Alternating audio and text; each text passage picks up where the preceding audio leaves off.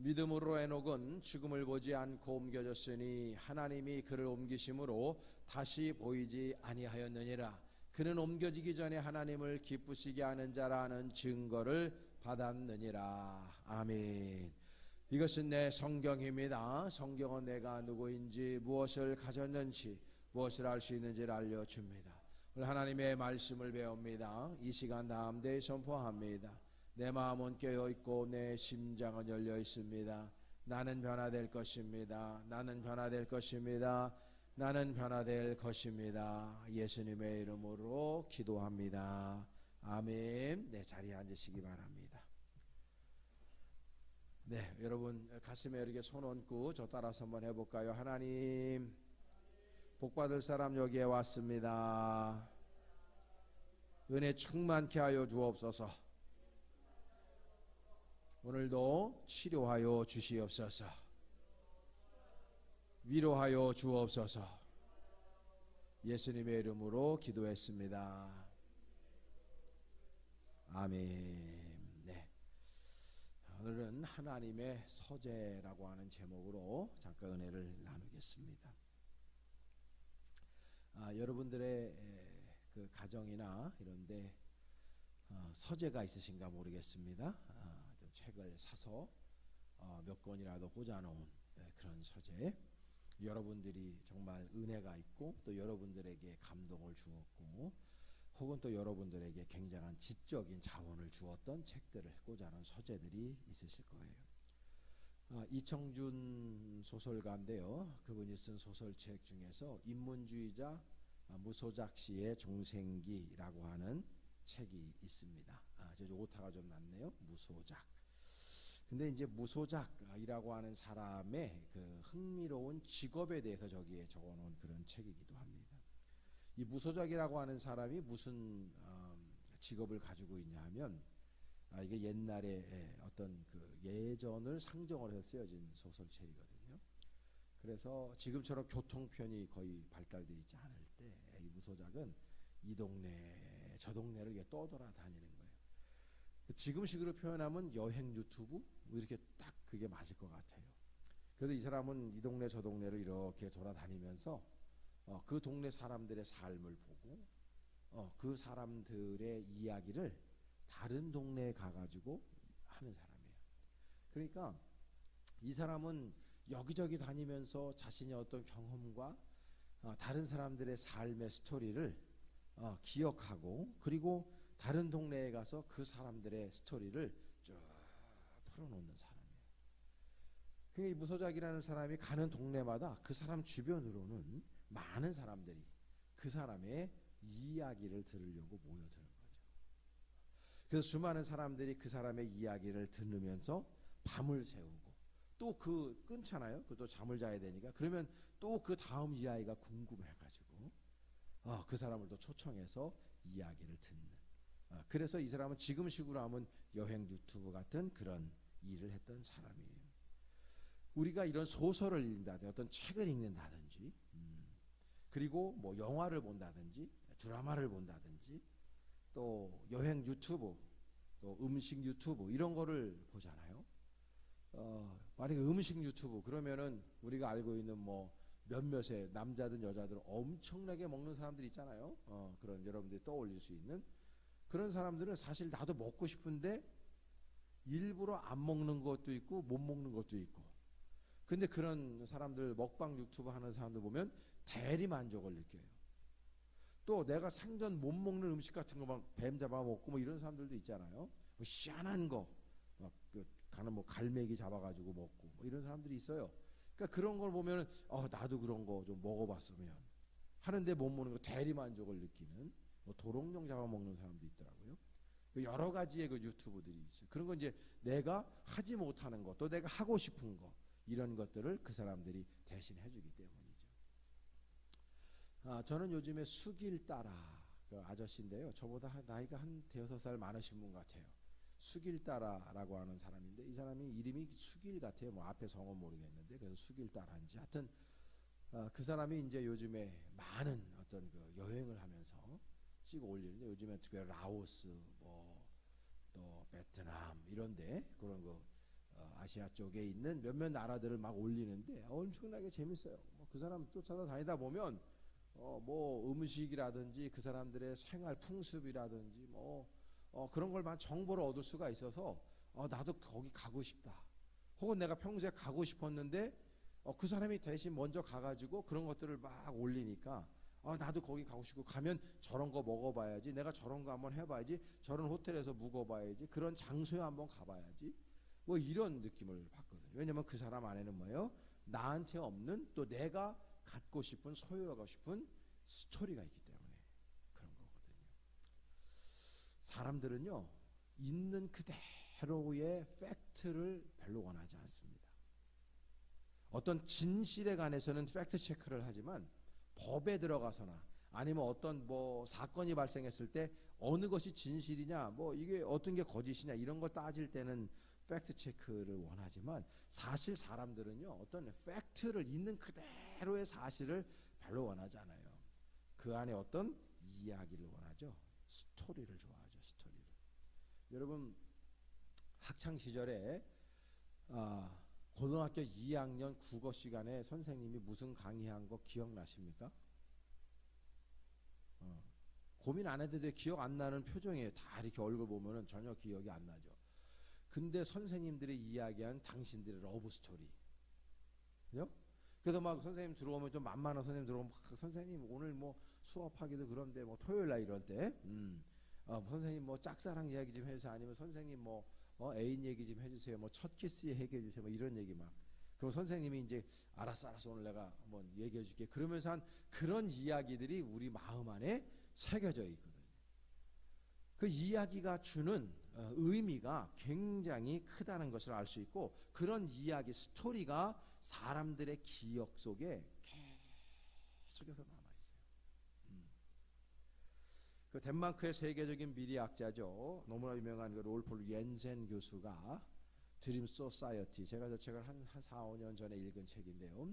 그 드림 소사이어티, 앞으로의 미래의 세상은 드림 소사이어티의 세상이다. 그렇게 얘기했어요. 저게 무슨 말이냐면, 이야기가 있는 기업이나 이야기가 있는 공동체나 이야기가 있는 사람이 성공하는 시대다. 옛날에는 그냥 상품을, 좋은 상품을 팔아먹어가지고 그 상품이 많이 팔리면 대기업이 됐어요. 근데 지금은 그런 시절이 아니라, 그런 것이 성공하지 못하고 어떤 상품을 팔더라도 그 상품 안에 이야기가 들어있어야 된다는 거예요. 그게 드림 소사이어티입니다.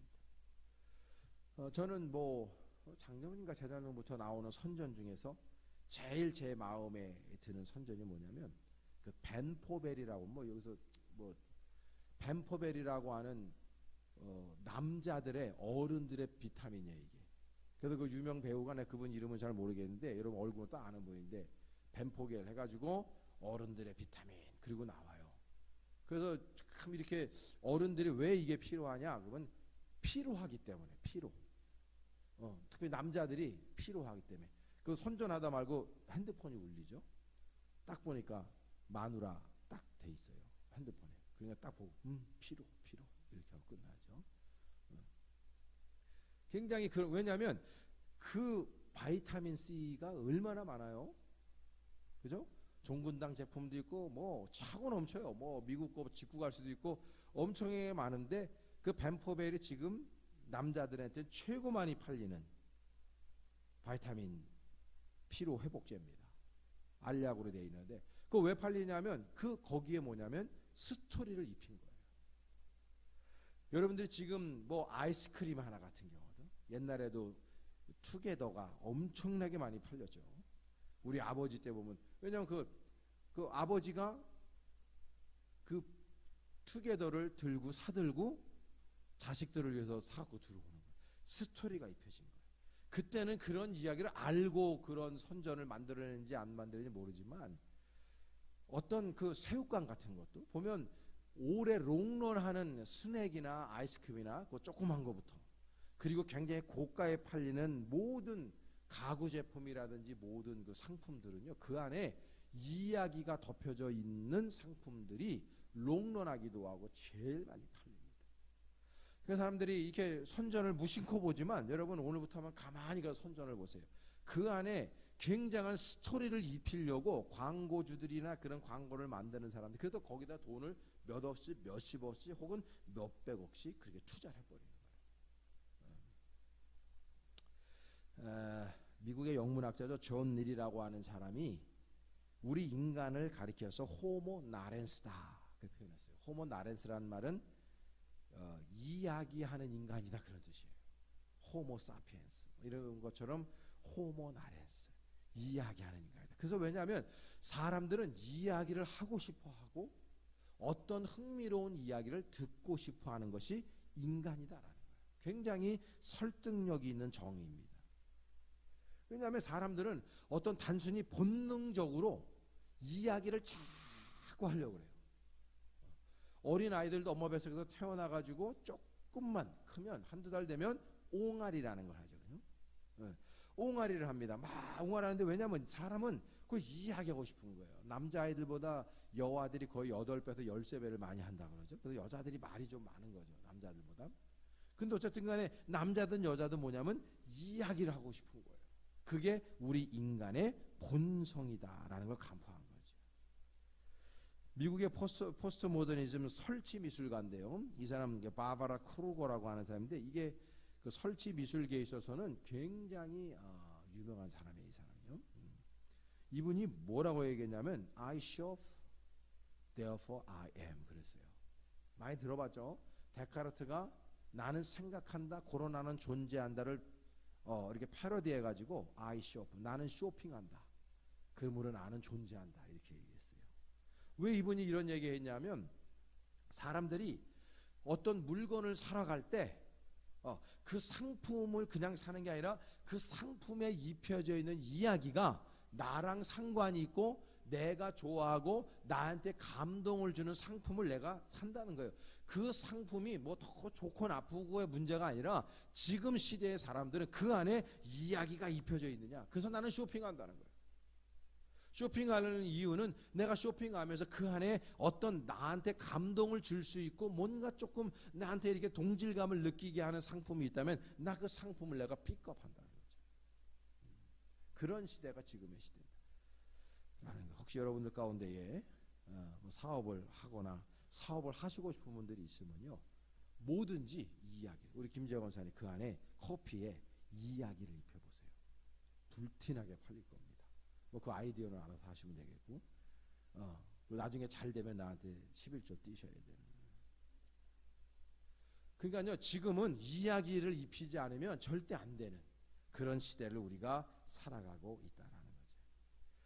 여러분 대장금, 우리나라는 뭐 그 수십 년 전에 벌써 봤기 때문에, 근데 뭐 동남아나 이런 데는 뭐 대장금 엄청나게 저쪽 남미 쪽까지 돼서 대장금 뭐 장난 아니게, 그래서 그게 이제 드라마에서는 우리 한류를 이끌었던 그런 거죠. 그 대장금에 보면은요, 그 임금님한테, 아프신 임금님한테 장금이가 그 귀한 하나의 그 음식을 대접을 해요. 그런데 그게 음식이 뭐냐면 산딸기 정과예요. 산딸기로 이렇게 만든. 그래서 임금님한테 그 산딸기 정과를 주면서 장금이가 이렇게 얘기해요. 임금님, 이게 내가 임금에 드릴 수 있는 최고의 음식이다. 소고기도 아니고 닭고기도 아니고 뭐 좀 고기를 먹는 게 제일 좋을 것 같은데 산딸기 정과를 다 정성스럽게 만들어 드리면서 임금님한테 이게 내가 임금님한테 드리는 최고의 음식이라고. 그러니까 임금님이 왜 이게 최고의 음식이니 이렇게 물어요. 그러니까 장금이가 하는 얘기가, 내가 우리 어머니께서 돌아가시기 전에 마지막으로 해드렸던 음식입니다. 그래서 그 어머니에게 정말 그 어머니를 사랑하는 마음을 가지고 내가 그 어머니처럼 그런 사랑의 마음을 가지고 임금님한테 대접하는 음식입니다. 그러니까 임금님이 굉장히 그 안에 우리 기독교식의 은혜를 받아요. 그 음식을 너무나 한 숟갈 한 숟갈 입에 넣을 때 그 장금의 사랑, 그리고 어머니에게 얘가 이렇게 정성을 들여가지고 이 산딸기 정과를 대접을 했었구나. 그것이 이 장금의 어머니가 이 땅에서 마지막 드셨던 음식이구나. 산딸기 정과는 뭐 얼마든지 만들 수 있었겠죠. 근데 그 장금이가 드리는 산딸기 정과를 임금이 받아 먹으면서 감동을 받았던 이유는 뭐예요? 그 안에 장금이가 가지고 있는 아름다운 스토리가 입혀져 있었기 때문에. 의미가 다른 거지. 세계적인 경제를 주락펴락 하고 있는 유명한 투자자죠. 워렌 버핏이 그런 얘기했어요. 하버드 대학의 졸업장은 3일까지만 효력이 있다고 했어요. 요즘에. 무슨 말이냐면 인류대학을 나왔다고 스펙을 가지고 성공하는 시대가 아니라는 거예요. 지금요. 그래서 하는 얘기가 뭐냐면 그 안에 독특한 이야기가 있냐는 거죠. 하버드 대학을 나온 게 중요한 게 아니라 그 사람 안에 그만의 이야기가 있냐는 거예요. 그래서 그만의 이야기가 있는 사람들이 지금은 성공하는 시대라는 것을 워런 버핏도 그렇게 표현을 한 겁니다. 사랑하는 여러분, 저와 여러분들도요, 다 여러분과 저만의 스토리를 써왔어요. 우리 안집사님은 안집사님만의 스토리를 써. 우리 이영미 권사님만의, 여기 다 모여 계신 분들, 여러분 모두는 여러분들만의 스토리를 써왔어요. 그 스토리가 날마다 웃음의 스토리였을 수도 있고, 뭐 그런 사람은 거의 없겠죠. 그 안에 아픔도 있고요, 슬픔도 있고요, 뭐 여러 가지의 희로애락의 모든 스토리가 다 우리 안에 있어요. 우리는 사실 지금도 예배의 스토리를 우리가 쓰고 있는 거예요. 그런데 정말 우리가 그리스도인으로서 가장 우리가 써내려가야 할 스토리가 있다는 거죠. 그게 뭐냐면 하나님과의 스토리라는 거죠. 하나님과의 스토리. 우리 주님과의 스토리. 성령님과의 스토리. 여러분, 지금 한국 기독교가 왜 이렇게 무너져 가고 있느냐? 6만 개 교회가 넘는 교회가 그래도 이제 존재하고 있는데, 이 교회들이 왜 이렇게 자꾸만 힘들어하고 있고, 지금 교회가 안 된다는 소리들이 그냥 하나의 명제처럼 그렇게 회자되고 있고, 교회 안에 교인들이 있어도 그 수많은 그리스도인들이 무능력한 교인들로 왜 그렇게 있느냐? 저는 하나님과의 스토리가 없기 때문이다. 교인들이 하나님과의 진한 러브 스토리가 없어요. 성령의 충만함을 받아본 스토리가 없어요. 하나님의 말씀을 읽으면서 이 안에 빠져들어간 스토리가 없어요.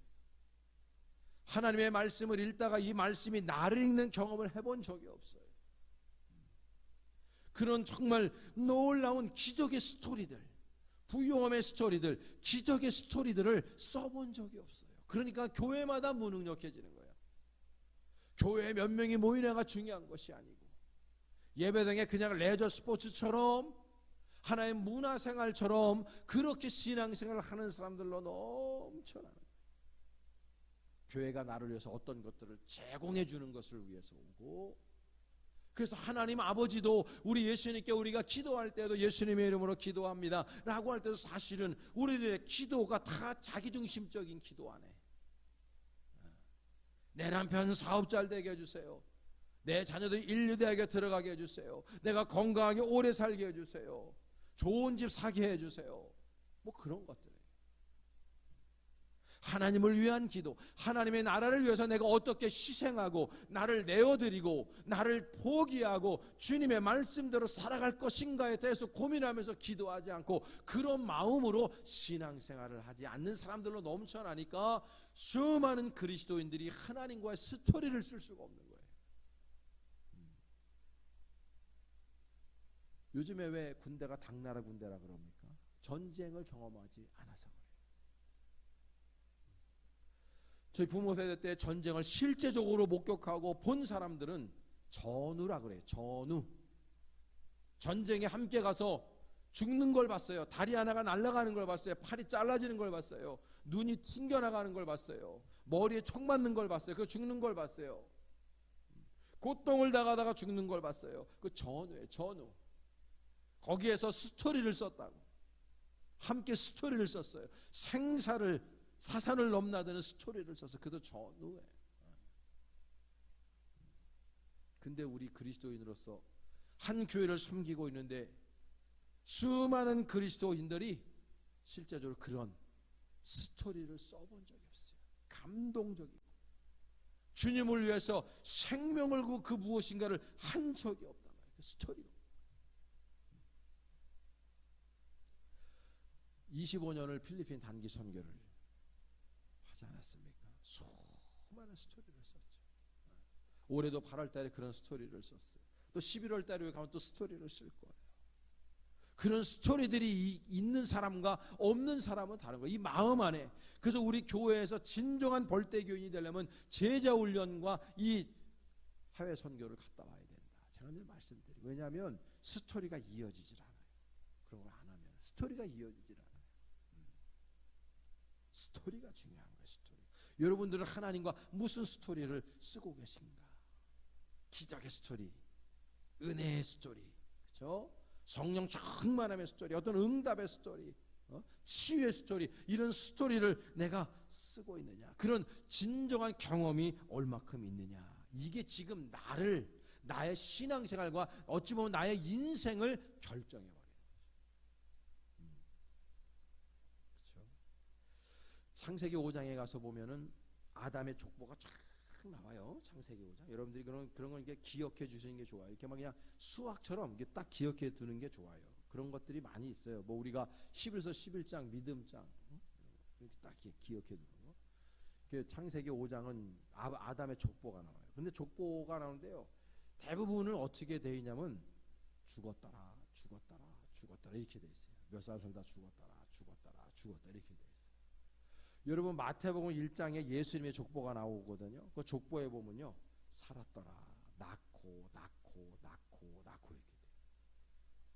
그럼 뭐 또 그게 뭐 특별한 의미가 있나 그러지만 성경은 절대 그냥 쓰여진 게 아니에요. 저자의 의도가 다 있어요. 예수 그리스도를 믿고 예수를 나의 구세주로 영접하는 순간 사망 권세에서 생명의 권세로 바뀐다는 것을 말씀하고 있는 거예요. 그런데 그 창세기 5장에 보면 다 죽었더라. 몇 살 살고 죽었더라. 그러다가 에녹이라고 하는 사람이 나와요.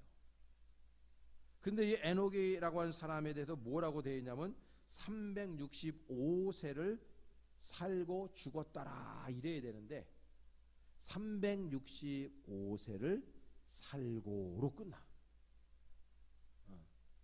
죽었더라라고 하는 말이 유일무이하게 에녹에서 없어요. 그 단어가. 그러니까 에녹의 삶에 도대체 무슨 일이 있었던 걸까? 왜 다른 모든 조상들이나 다른 사람들은 다 죽었더라로 끝나는데 이름 다음에 이 사람은 살았더라 라고 그렇게 끝을 맺을까? 그 이유가 오늘 본문 히브리서에 와서 그 본문에 기록하고 있는 거예요. 여러분 다시 한번 읽겠습니다. 시작. 믿음으로 에녹은 죽음을 보지 않고 옮겼으니 하나님이 그를 옮기심으로 다시 보이지 아니하였느니라. 그는 옮기기 전에 하나님을 기쁘시게 하는 자라는 증거를 받았느니라. 할렐루야. 하나님과 동행하는 믿음을 가졌다는 거예요. 이분이 죽음을 보지 않았던 이유가 뭐냐면 하나님과 믿음으로 동행했대요. 우리가 인용한 이 히브리서 11장 5절에 인용한 창세기 5장 24절에 에녹에 대해서 이렇게 설명해요. 다 같이 시작. 에녹이 하나님과 동행하더니 하나님이 그를 데려가심으로 세상에 있지 아니하였더라. 저기 죽었더라라는 표현이 있어 없어요? 없다고. 그러니까 제가 볼 땐 신앙은 한마디로 뭐냐면 하나님과 동행하는 거예요. 뭐로? 믿음으로. By faith. 믿음으로 동행하는 게 그게 신앙이에요. 신앙. 그러니까 이 사람은 하나님 아버지와 늘 동행했어. 왜? 하나님 아버지를 알았던 거예요. 히브리 말로 야다. 하나님을 깊이 있게 경험적으로 아는 거예요. 그 하나님과 동행한, 그 하나님을 안다는 말은 하나님의 마음을 아는 거예요. 하나님의 뜻을 아는 거예요. 하나님 아버지께서 좋아하시는 게 뭐고 싫어하시는 것이 무엇인지를 아는 거예요. 그러니까 그분과 일평생 동행해요. 그러니까 성경에 보면요, 유일하게 액면가 그대로 보면 죽음을 보지 않고 하늘나라에 승천한 사람 두 사람이 있어요. 하나가 에녹, 하나가 엘리야. 이 사람들은 죽음을 보지 않고 하늘나라에 들림받았다. 아주 뛰어난 신학자자 목회자인 캠벨 몰간이라는 분이 있는데, 이분의 이야기가 있어요. 이분은 딸이 있는데요, 이 목사님이 가장 행복한 시간이 뭐냐면 딸과 함께 런던의 하이파크라고 하는 데가 있는데, 하이파크 그 공원을 산책하는 거예요. 손잡고 딸내미하고. 근데 어느 날 이렇게 그 크리스마스가 이제 다가오는 그쯤이었었는데, 딸내미가 아버지한테 아빠, 내가 아빠하고 며칠 동안은 산책을 못하니까 서운해하지 마세요. 그리고 왜 산책을 못하냐고 이유도 묻지 마세요. 그리고 딸내미가 산책을 안 해주는 거예요. 아버지가 마음이 조금 서운한데 뭐 이유가 있겠지. 그리고 딸아이하고 며칠 그렇게 산책을 하고 혼자서 하는 거예요. 외로웠어요. 근데 성탄절날 아침에 딸아이가 손수 만든 아버지의 슬리퍼, 그 슬리퍼를 만들려고 며칠 동안 산책을 안 한 거예요. 얼마나 기특해요. 사랑스럽고, 그렇죠? 그래서 그 선물을 성탄절 아침에 딸에게 받으면서 몰간이 얼마나 마음이 기뻤겠어요. 근데 그걸 받으면서 캠벨 몰간이 딸아이한테 이렇게 얘기했다죠. 사랑하는 딸아, 너무너무 고맙다. 너 이렇게 만드느라고 얼마나 수고 많이 했느냐. 너무 고마워. 근데 말이야, 아빠는 슬리퍼 선물보다 네가 아빠와 함께 산책하는 걸 아빠는 더 좋아한다. 함께 있는 거예요. 헤어져 있는 게 아니고. 왜? 사랑하니까. 너무 좋아하니까 함께 있고 싶은 거예요. 함께 하는 거예요. 무엇을 해서가 아니에요. 여러분들도 자녀 키워보신 분들 알지만 자녀들이 무엇을 해서가 아니에요. 존재 자체가 너무 아름다운 거예요. 그게 귀한 거예요. 함께 하는 거. 함께 있어주는 거. 우리 하나님 아버지께서도 우리들에게 바로 그걸 원하고 계시다는 거죠. 함께 있는 거. 에녹이 가장 잘한 게 뭐냐? 다른 모든 조상들과 다른 모든 사람들보다 에녹이 탁월하게 잘한 한 가지가 있어. 그게 바로 하나님과 함께 있었던 거예요. 하나님과 동행하는 거. 그래서 이 동행이라고 하는 이 두 글자처럼 귀한 단어도 별로 없다. 이런 생각을 해요. 같이 있는 거. 특별히 내가 외롭고 쓸쓸하고 고독하고 아프고 힘들 때 나랑 같이 있어주는 거. 참 귀한 거예요.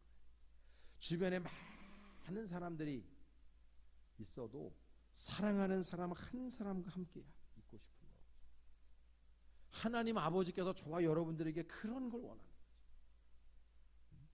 하나님은 함께 있는 거. 오늘도 여러분이 이 자리에서 함께 예배하고 계신 이 모습을 누가 가장 기뻐하실까? 우리 주님이 가장 기뻐하시는 거죠. 너무 고맙다. 네가 너무 사랑스럽다. 너무 귀하다. 주님이. 근데 이분은요, 하나님과 이 동행하는 게 녹록한 게 아니에요. 여러분, 에녹도 가정이 있었잖아요. 창세기 52장에 보면 무두셀라를 낳은 후, 저 무두셀라가 맨날 성경 시험에 나온 거잖아요. 성경상에 제일 많이 산 사람 969사 무두셀라. 에녹의 자식이에요. 근데 에녹이 무두셀라를 낳은 후에 300년을 하나님과 동행하며 자녀를 낳았대 또. 그러니까 여러분 보세요. 이 사람은요, 가정을 가지고 있었어. 자녀들을 낳았대. 복수 형태로 나오죠, 당연히.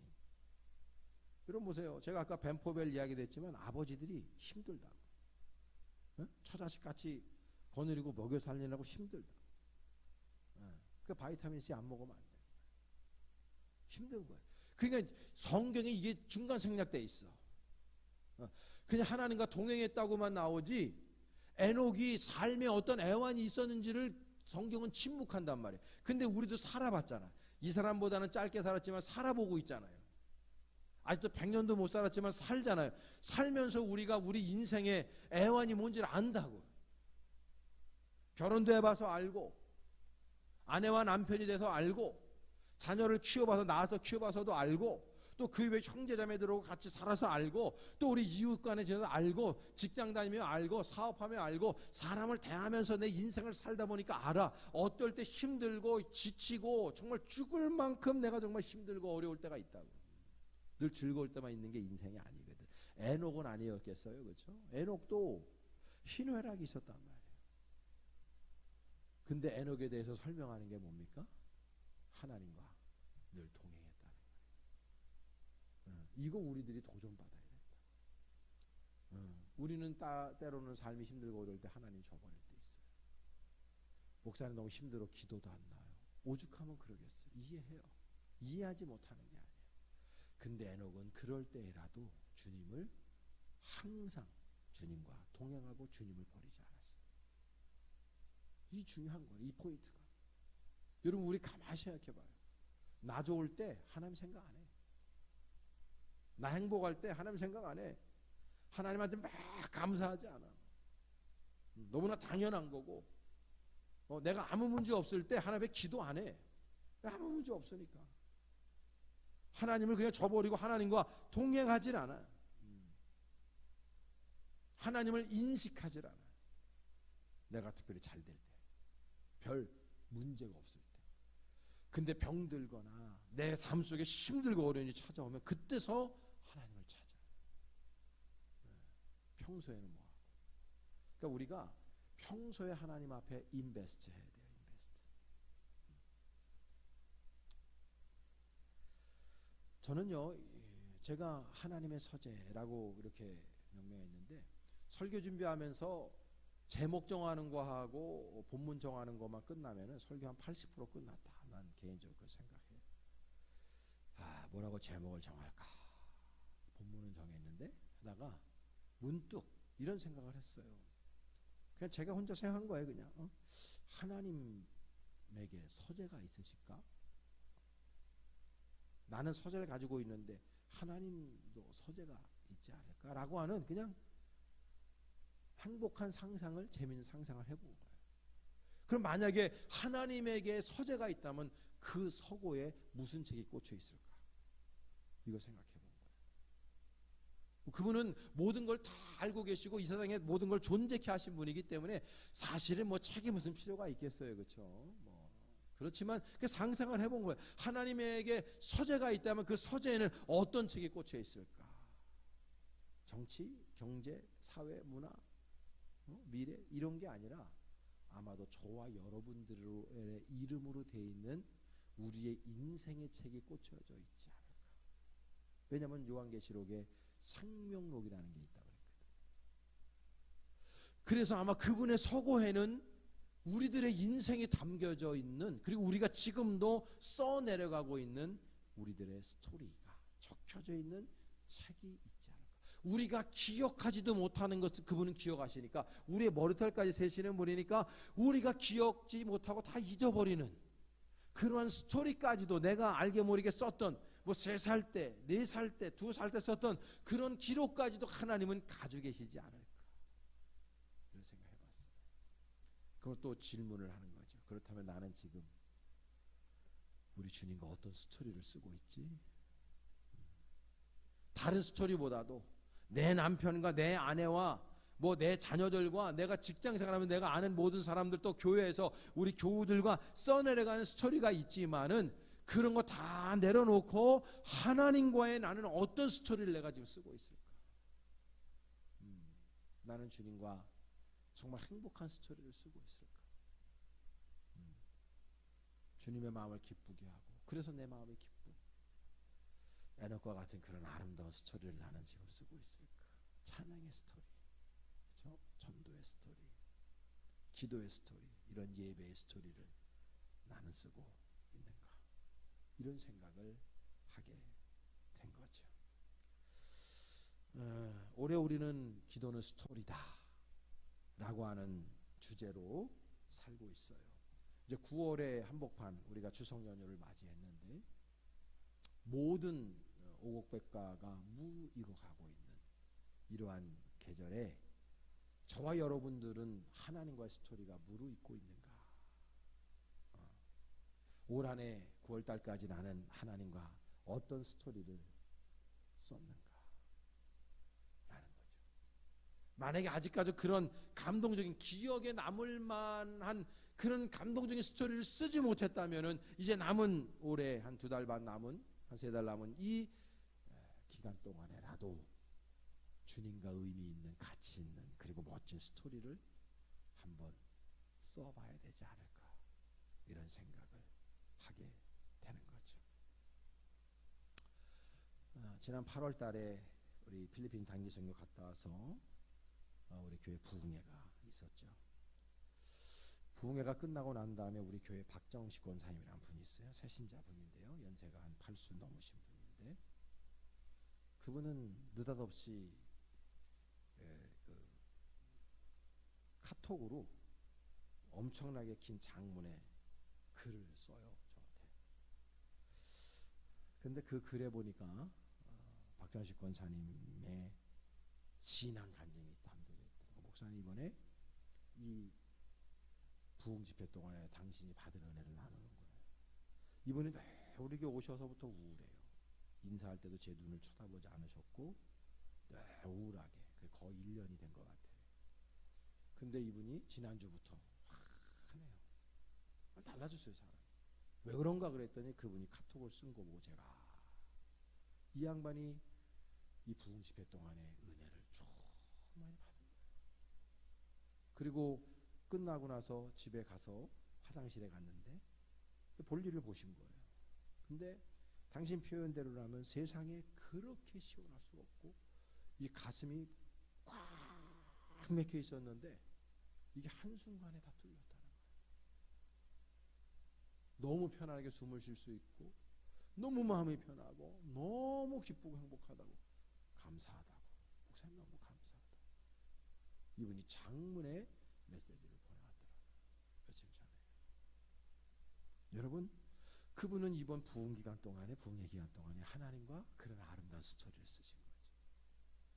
입신 들어간 분도 계시고요. 또 환상을 보신 분도 있고요. 어떤 분은 병을 치유받은 분도 있어요. 그분들이 직접 저한테 와서 간증하는 내용이죠. 하나님과 아름다운 스토리를 쓰신 거예요. 무엇보다도 제가 이번에 부흥회를 하면서 제가 은혜 받았거든요. 하나님과 아름다운 스토리를 써서 엄청나게 많은 영적인 부분이 회복되는 경험을 담임 목사인 저도 실제적으로 했단 말이에요. 하나님과 아름다운 스토리를 쓰게 하신 거죠. 하나님. 여러분 남은 올해뿐 아니라 여러분들의 인생의 여정 가운데에서 에녹처럼 늘 하나님과 동행함으로 믿음 안에 동행함으로 말미암아 에녹이 썼던 그 아름다운 영적인 스토리를 주님과 써내려 가시기를 바라고 그 누구도 흉내낼 수 없는 그 누구도 다 부러워할 수밖에 없는 주님과의 멋진 여러분들만의 스토리를 한번 써내려 갈 수 있기를 바랍니다. 그럴 때 하나님의 서재에 여러분들의 이름이 딱 적혀져 있는 책이 꽂혀져 있을 거고 그 안에 너무나도 향기로운 그 스토리가 적혀져 내려가고 있을 것입니다. 나중에 하늘나라 가서 그래 네가 예전에 나와 이런 스토리를 썼지. 주님과 영원토록 함께 즐기며 행복한 그런 영생을 살아갈 수 있는 여러분 될 수 있기를 바랍니다. 여러분 올 한 해 하나님과 너무나 멋진 러브 스토리를 반드시 써내려갈 수 있기를 간절히 축복합니다. 기도하겠습니다. 하나님, 하나님의 서재에 우리의 이름이 적혀져 있는 책이 꽂혀 있고 그 안에 주님과 아름다운 스토리가 적혀져 있기를 원합니다. 아직도 연약하고 부족한 건 많으나 주님 사랑하는 마음이 우리 안에 있사오니 이 믿음 가지고 주님과 동행하며 주님과 더 아름답고 귀한 스토리를 늘 써내려갈 수 있는 우리 모든 교우들 되게 하옵소서. 예수님의 이름으로 기도했습니다. 아멘.